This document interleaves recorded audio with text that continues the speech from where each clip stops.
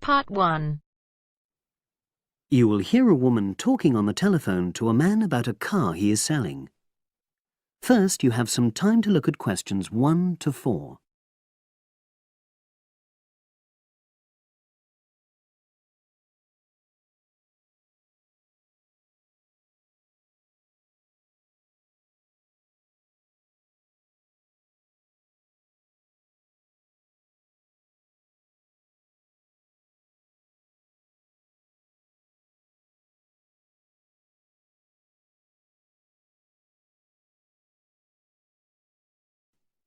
Now we shall begin. You should answer the questions as you listen, because you will not hear the recording a second time. Listen carefully and answer questions 1 to 4.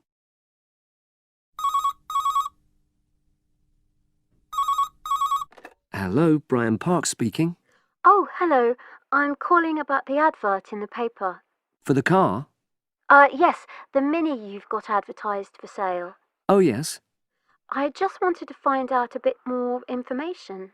Of course. What would you like to know? It's my brother who's interested, actually, but he's not in today, so he asked me to call you. Fine. Great, thanks. So, it's a Mini, Yep. and how old is it? Just coming up to 13 years old. And I seem to remember from the ad that it's grey. That's it. Doesn't show the dirt. Absolutely. Anyway, the colour shouldn't be a problem for Jeff. You know, the important thing is the quality. Yes, of course. And what about mileage? With it being pretty old, it's probably over 100,000? Actually, it's 40,000 less than that. 62,000 on the clock. Great! I remember now. I'm confusing it with another ad I was looking at. Right. Pleasant surprise then. Yeah. Have you been the only owner, or was there a previous one? I'm the second one. Before, it was owned by a teacher who was a very careful driver. Didn't have any accidents. Very good. And what about you? What do you tend to use it for? I haven't used it all that much, mostly for shopping. You know the sort of thing. So not much wear and tear. I'll make a note of that. I know Jeff wanted me to check that. Right. Before you hear the rest of the conversation, you have some time to look at questions 5 to 10.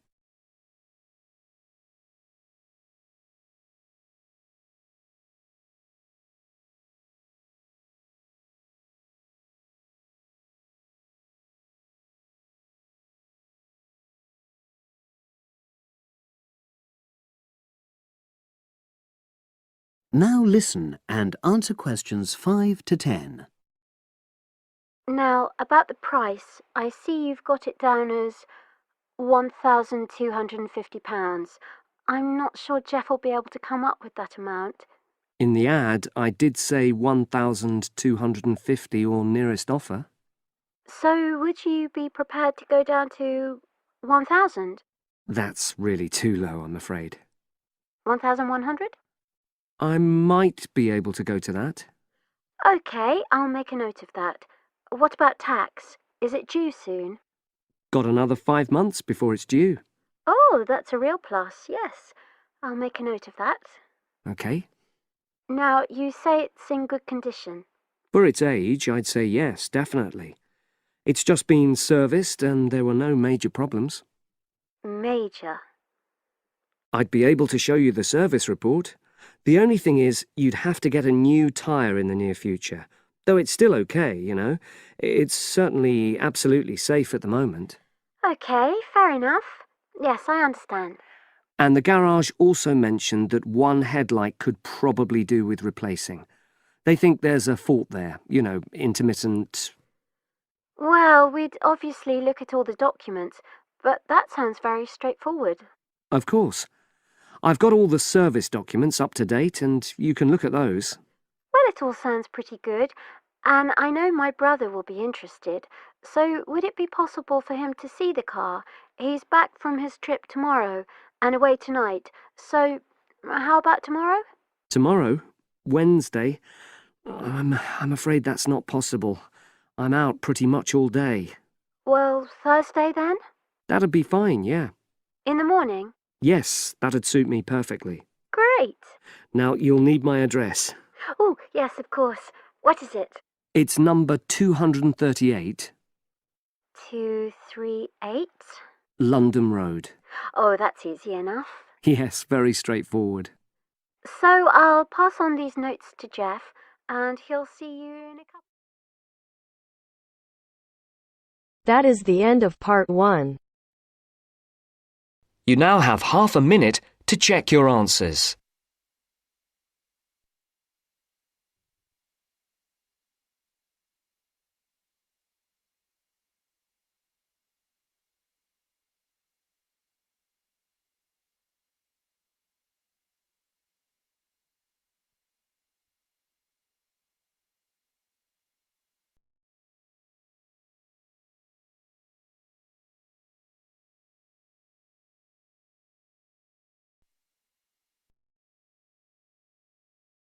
Now turns to part 2. Part 2. You are going to hear a travel agent discussing a holiday booking with 2 customers. Look at questions 11 to 13.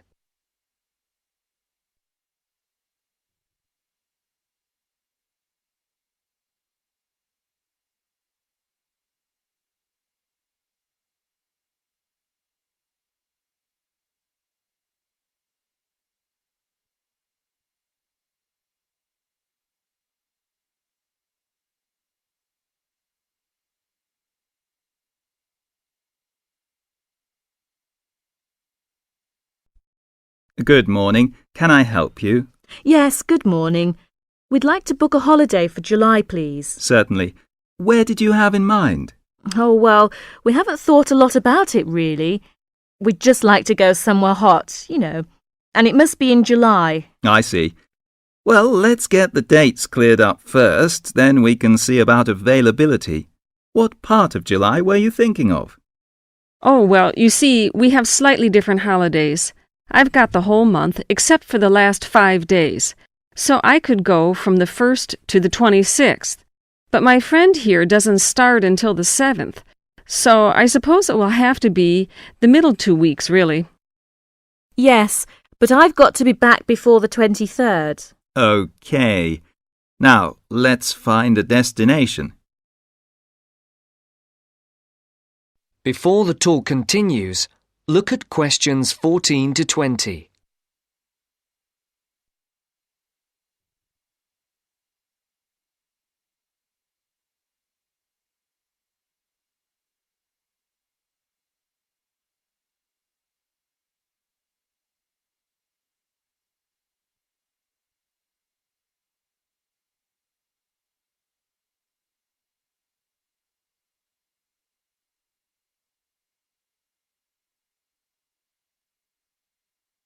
As you listen to the second part of the talk, answer the questions.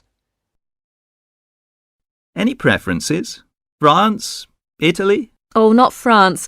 We went there last year, and it was absolutely packed with teenagers, making noise and getting drunk all the time.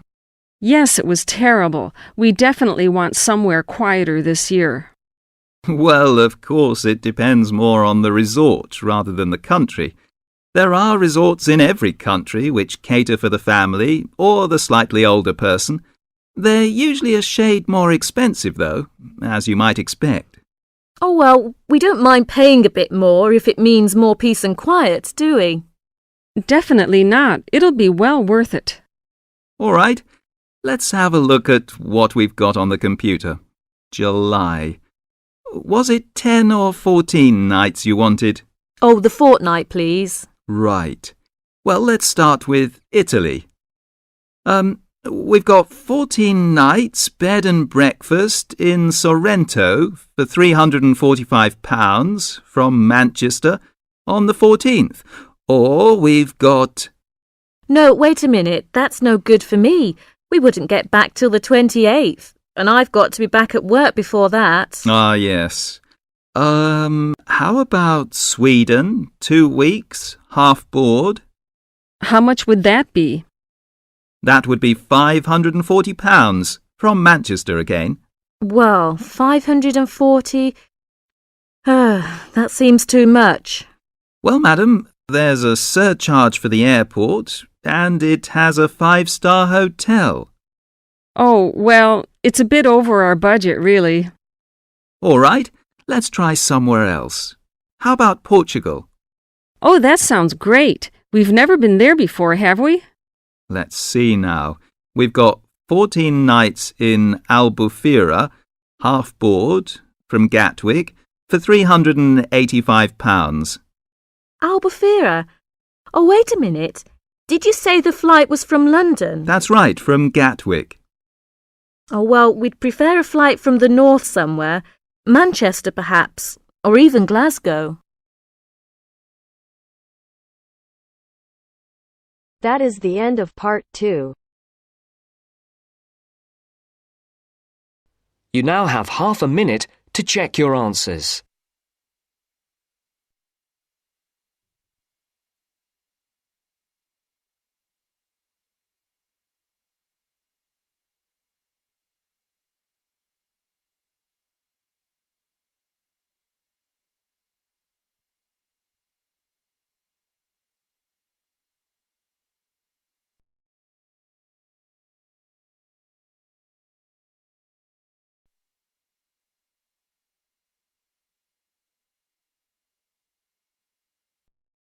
Now turns to part 3.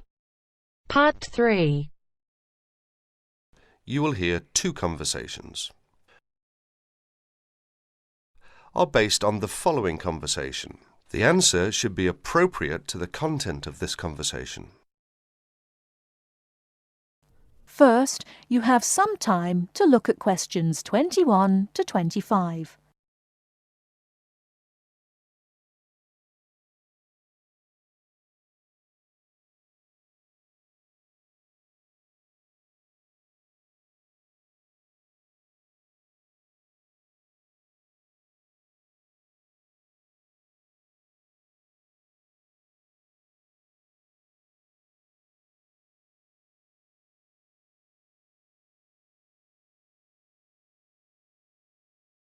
Now, listen carefully and answer questions 21 to 25.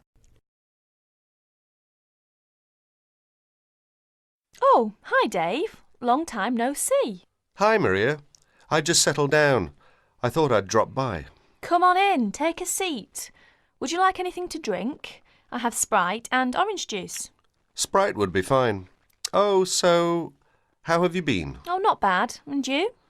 Oh, I'm doing okay, but school has been really busy these days, and I haven't had time to relax. By the way, what's your major? Hotel management. Well, what do you want to do once you graduate? I haven't decided for sure, but I think I'd like to work for a hotel or travel agency in this area. How about you? Well, when I first started college, I wanted to major in French, but I realised I might have a hard time finding a job using the language, so I changed my major to computer science. With the right skills, landing a job in the computer industry shouldn't be too difficult. So, do you have a part-time job to support yourself through school? Well, fortunately for me, I received a 4-year academic scholarship that pays for all of my tuition and books. Wow, that's great. Yeah, how about you? Are you working your way through school? Yeah, I work 3 times a week at a restaurant near campus. Oh, what do you do there? I'm a cook. How do you like your job? It's okay. The other workers are friendly and the pay isn't bad. Before you hear the rest of the talk, you have some time to look at questions 26 to 30.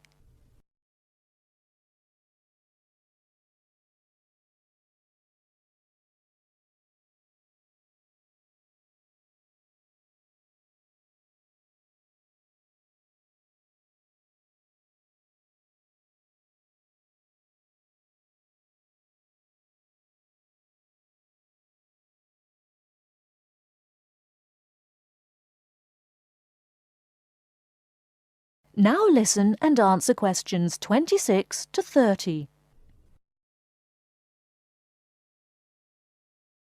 Several days later, Dave and Maria met on campus. So what do you want to do tomorrow? Well, let's look at this city guide here. Here's something interesting. Why don't we first visit the art museum in the morning? OK, I like that idea. And where do you want to have lunch? How about going to an Indian restaurant? The guide recommends one downtown, a few blocks from the museum. Now that sounds great. After that, what do you think about visiting the zoo? Well, it says here that there are some very unique animals not found anywhere else.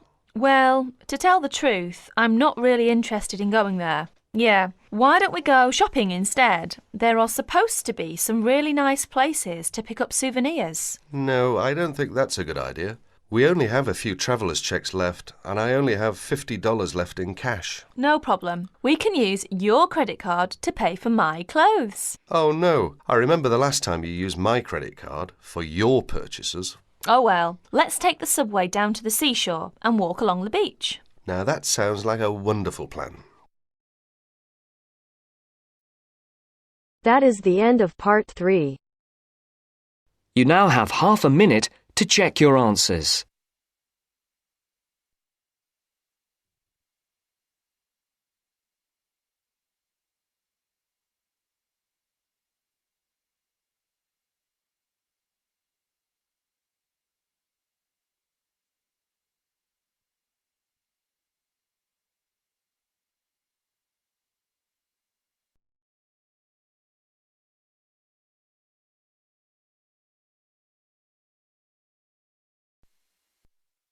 Now turns to part 4.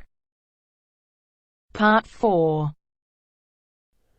I'd like to talk about the changes to our leisure time, and I'll start by talking about lifestyle changes over recent years for women.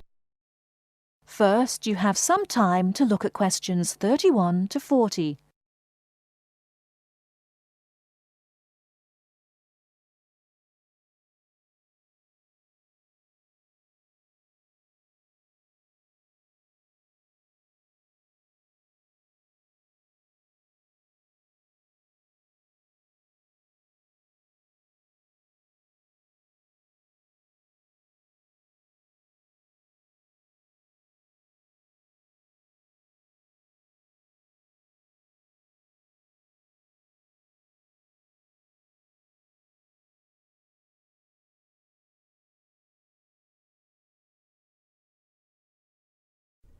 Now, listen carefully and answer questions 31 to 40. I'd like to talk about the changes to our leisure time, and I'll start by talking about lifestyle changes over recent years for women. As we all know, the wife and mother of the family has traditionally been responsible for organising and completing household tasks for the family. However, particularly over the last decade or so, we have seen a greater number of women continuing to work after marriage and returning to work after having children. This has significantly reduced the amount of time available for household chores. The result is that nowadays the majority of people own and regularly use products such as dishwashers or microwaves. The modern family often considers hours spent on cleaning and cooking as a waste of valuable time, and generally we are all interested in finding ways of reducing the number of hours we need to devote to such tasks. While washing machines have long been thought of as necessities by families, nowadays so too are microwaves and dishwashers. These goods can drastically reduce the amount of time we need to spend running our home and increase the amount of time available not only to go to work, but also to spend on leisure pursuits.